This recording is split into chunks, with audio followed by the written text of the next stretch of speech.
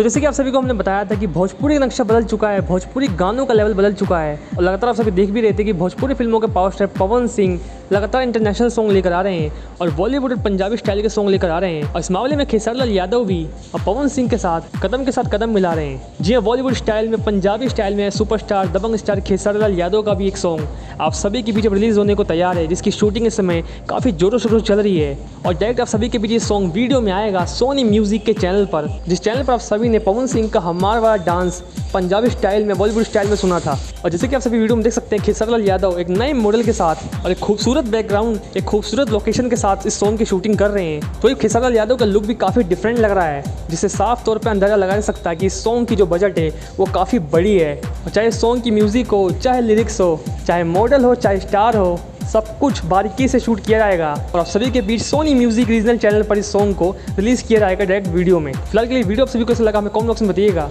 और क्या इस लेवल के भोजपुरी सॉन्ग पंजाबी और बॉलीवुड के सॉन्ग को रिकॉर्ड तोड़ पाएंगे? हमें कमेंट बॉक्स में बताइएगा किस किस को बेसब्री से इंतजार है खेसारी लाल यादव के सुपर डुपर हिट सॉन्ग का। इस वीडियो में फिलहाल इतना ही। इस गाने से जुड़ी और भी खबरों को जानने के लिए हमारे चैनल के साथ बने रहिएगा। मिलते हैं किसी नेक्स्ट वीडियो के साथ। धन्यवाद।